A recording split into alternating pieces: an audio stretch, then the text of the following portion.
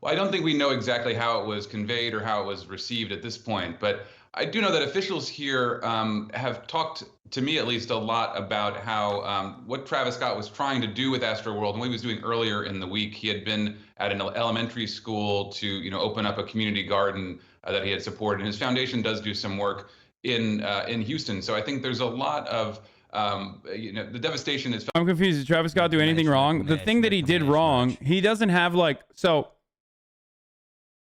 okay.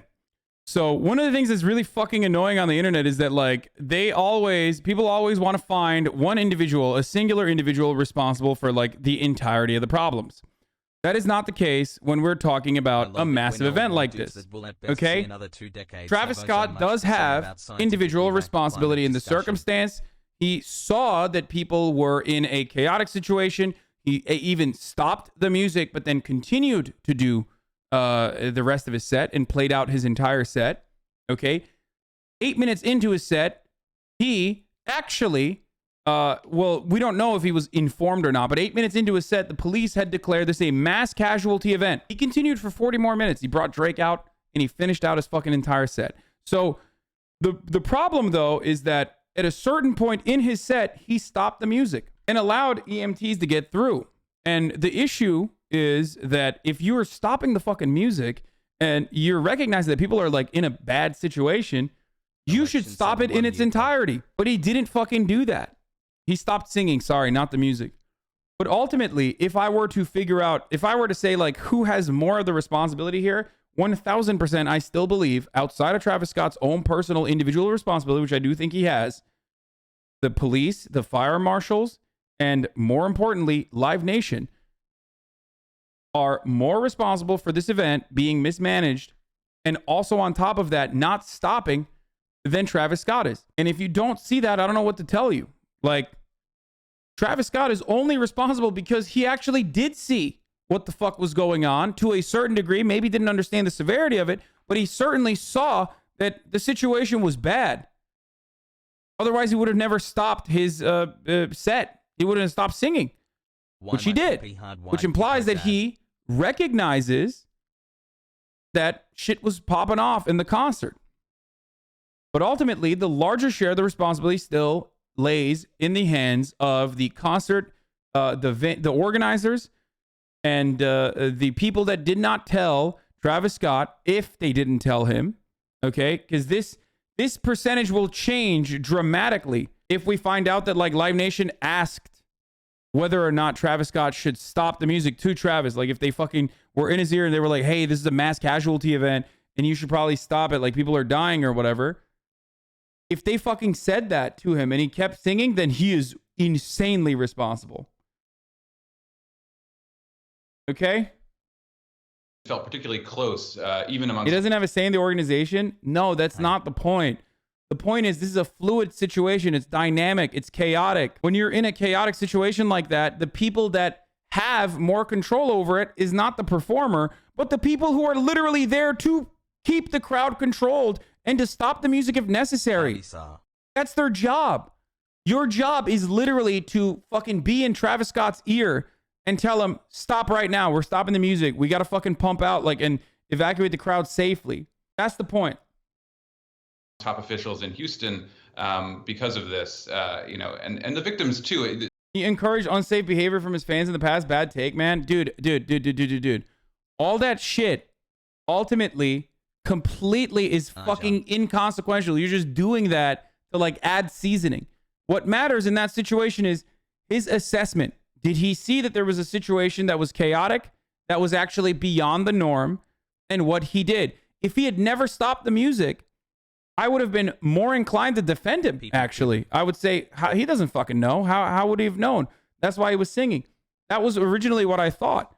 But when I found out that he actually literally stopped the music, or not the music, but at least stopped singing to make room for the fucking EMTs and shit, and then continue to resume, that is way worse, because that means he fucking recognizes that something bad was happening. Bad take, dude. Sorry. How is it not security and cops' fault? They're literally tasked with keeping people away. So why is Travis under investigation, not the security and cops who are paid to protect everyone? Seriously? What? They should be. Why are you saying bad take, dude? People, this is why I started off my argument with everyone wants 100% of the responsibility or 100% of the defense. Okay?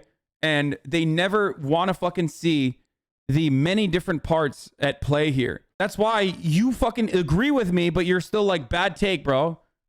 Okay, well, my take is the take that you're fucking mentioning as well. So what's up? Does that mean that like your own personal take is bad now? Is that what you're saying? Like 90% of the people that say bad take literally just repeat my take back in the chat. Bad take, bro. As I proceed to say exactly what you just said. You know, people came from all over to go to this concert, but they also came, you know, from right here in Houston. And in fact, one of the youngest victims, a 16-year-old, went to the high school down the street from my place in Houston. And so it really is something that's felt by the community at large. And I think there was this sort of sense that, you know, you put any blame on the rage culture Travis has created with his brand? No, that stuff is fucking silly as shit, dude. Shut up. What are you, fucking Nancy Reagan, dude? What the fuck is this? Like, there's like hella people in here that literally sound like, you know, Nancy Reagan and Hillary Clinton. What do you think about the rage culture that Travis Scott has created? Like, what do you mean, dude? What music doesn't fucking play into rage culture? Like, there's plenty of fucking music that have exactly that same kind of energy, if not worse. And motherfuckers aren't dying at their concerts. Shut up. Jesus Christ. What are you, like 70 years old? You know, Travis Scott was trying to do good, and I think there was some defensiveness of him, and we'll see how that plays out in the investigation.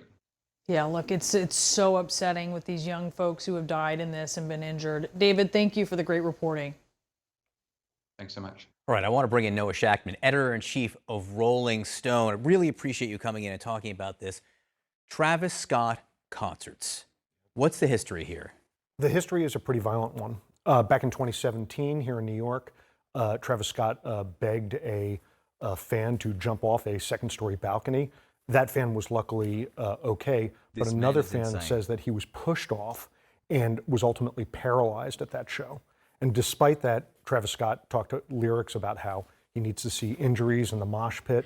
There's been other incidents in later years, in 2019, and so on. And you know, the warning signs on this one go way, way back, unfortunately. One of the things apparently he said from the stage this time is, you know, he wanted to see the ground shake with the crowd there.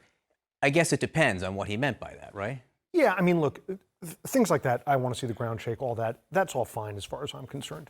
But what did happen was, as a previous guest noted, is that... Dude, people weren't fucking suffocating in the crowd because of rage culture or because they were moshing, okay? They were suffocating because of mismanagement, the fact that like that area was fucking overcrowded, no partitions in between, and also on top of that, like the concert not stopping when people started dying. So like anyone who says like this is about rap music or this is because Travis Scott encourages his fans to do like crazy shit, like shut the fuck up, dude. This doesn't mean that he's absolved, by the way, okay? I'm not even saying that. I'm not saying that Travis Scott is like completely fucking faultless here. I do think that he is at fault here for not stopping permanently or completely and finishing out his fucking set for 40 minutes after it was already declared a mass casualty event. Okay? And the share of responsibility that Travis Scott has greatly changes depending on the key thing that we need to know here. How much information was relayed to him? Concerts are chaotic. Event organizers have the responsibility to relay information in real time to the performer. The performer only cares about fucking high as fuck on adrenaline and maybe even drugs, okay? Nothing wrong with that, by the way. But the performer in that situation only cares about the performance, okay? And nothing else. So the stage manager has every right or every responsibility, and the fucking event organizers have every responsibility to make sure that everyone is safe. And then also on top of that, when there is an unsafe situation, to stop the fucking music. And to tell Travis Scott that he's to stop. And if they didn't do that, then his burden here falls greatly. He still has a responsibility there because he did see people in a state of disarray and continued to perform. So he is bad on that level for sure. He stopped and then he continued, but not as much as if he actually knew. If the stage managers in his ear were like, dude, we got to stop this music. Like, people are fucking dying. and he still continued. In which case, he's a gigantic piece of shit if that's what happened. And we don't know. We don't have access to this information yet. But if we find out that, like, when the cops came to Live Nation, the event organizers, and said, this is a mass casualty event, and Live Nation literally was like, yo, Travis Scott, you need to stop. People are fucking dying, and he did not stop, then he is largely responsible. Like, incredibly responsible.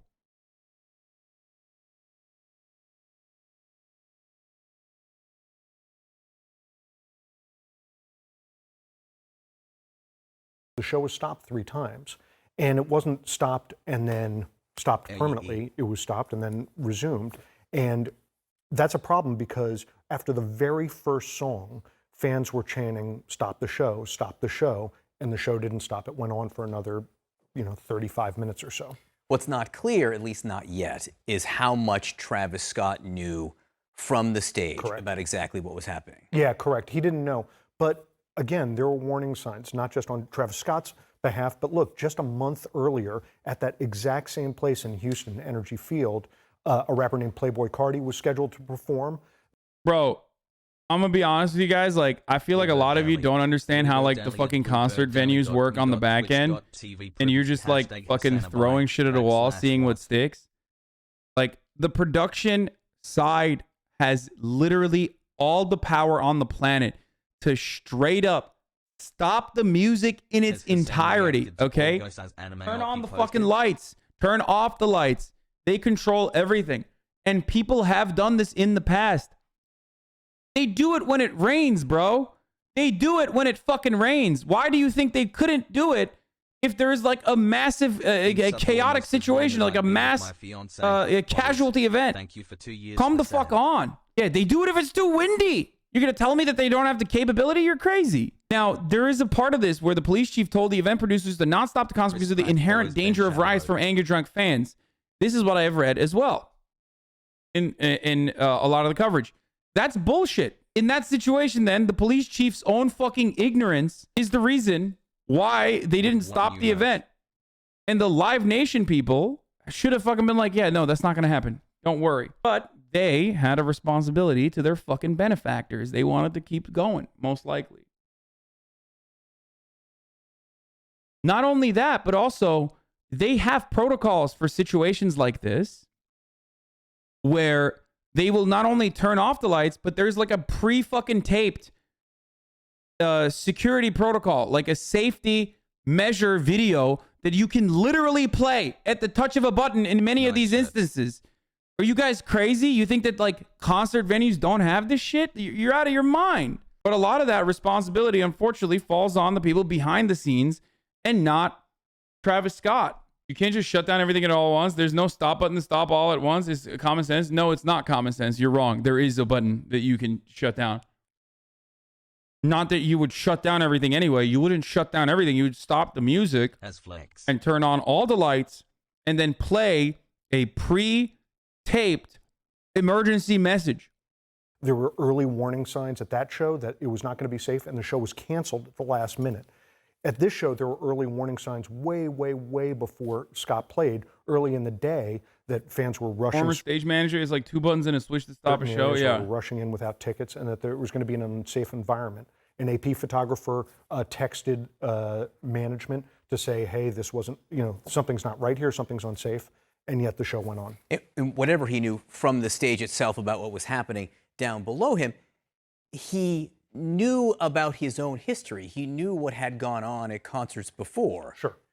And look, there's a long, great history in pop music of singers, kind of getting their fans riled up and for them to have an ecstatic and raucous good time. But this took it obviously too far. And look, there's a not great history at all at concerts. People have died in concerts in the past, being stampeded, being crushed. This is something that there is an awareness of, and that places like Live Nation that plan these big shows certainly have to be taken into account. Sure. And we'll see in the days and weeks to come as these lawsuits and these investigations come out exactly what precautions were taken and what weren't. For example, at most modern shows, there's not just one big mass of people down at the front. They're sectioned off into various areas. So precisely this sort of thing can't happen. we'll see if those precautions were taken.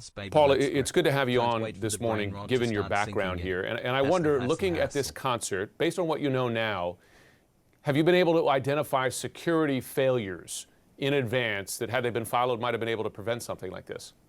Sure. Crowd safety experts like me and others have seen this situation historically over decades, causing many deaths to young people in the front of the stage. One of the most dangerous areas for standing room. So you look at it and you say, first of all, the crowds are too dense.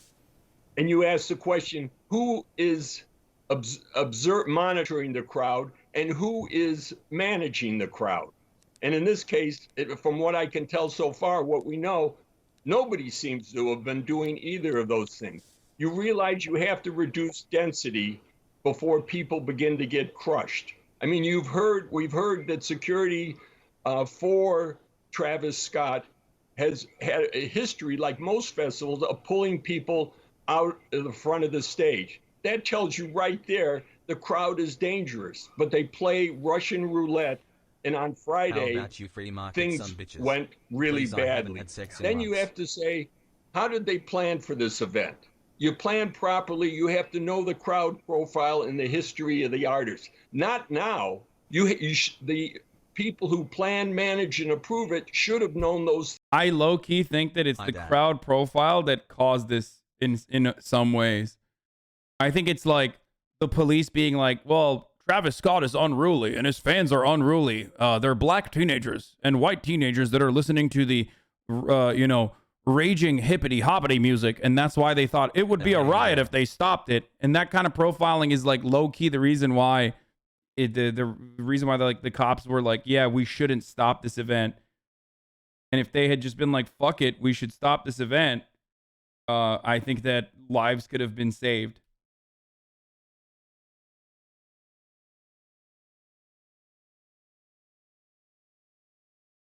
That's a reach. Why the fuck would they say that, like, Live Nation should have communicated better that, like, they have the capability to stop this, okay?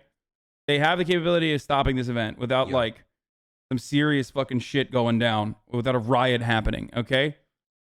That's crazy. And also, the cops shouldn't have been like, oh, we can't handle a riot if they stop the music. That's so dumb. You are saying it's the rage culture interesting Hasan? No, dumbass. I'm saying that it's their idiotic interpretation of what fucking rage culture is. That's it. That's the point. The point is that they thought there is such a thing as rage culture, and that's why we can't deal with these raging teenagers if they riot, if the music stops. Like, can you imagine if there's like a fucking fire or like some crazy shit happens? What do you think happens at concerts when a fire breaks out, dude? You think everyone just dies? They're like, sorry, we can't do anything. No, you still try to evacuate. You stop the fucking music and you try to evacuate. And that's significantly more chaotic than this. Nah, dog, they can't end the music. It would cause a riot. Yeah, that's really weird because Travis Scott ended the music multiple fucking times without a riot happening. So I don't know why you're saying that. Stop sending me fucking clips of artists stopping their own shows. Travis Scott has stopped his own fucking show in the past. So that's ridiculous.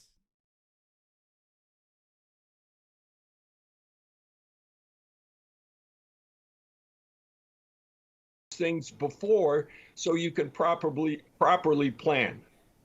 In terms of that planning, Paul, are there any, I wasn't able to find much when I was looking, are there regulations, whether it's at a state level, whether it's a county or the venue, when you know you're going to have a massive number of people in essentially a standing area, right? And look, I love being in areas like that at a concert. But are there any sort of regulations, it doesn't seem there were, to space them out properly, to make sure there's only X number of people in this pen, X number of people in the pen behind it, and no way to jump those barriers? Yes, they do. It's a great question. Yes, they do. And the primary area is the National Fire Protection Association 101 Life Safety Code. The NFPA is a group of approximately 70,000 fire officials and life safety officials. They develop a standard for the festival seating environments for this very type of environment in front of the stage because it was recognized as so dangerous. What There a was fucking industry disaster, dude. input in the standard. I served on the committee that helped create that standard. And what it says is there should not be festival seating until there's a life safety evaluation. Assume that's like a risk assessment. Can it be done safely? Density has to be kept under control. You brought all these talking points yesterday? Yeah, I know, because I'm fucking awesome.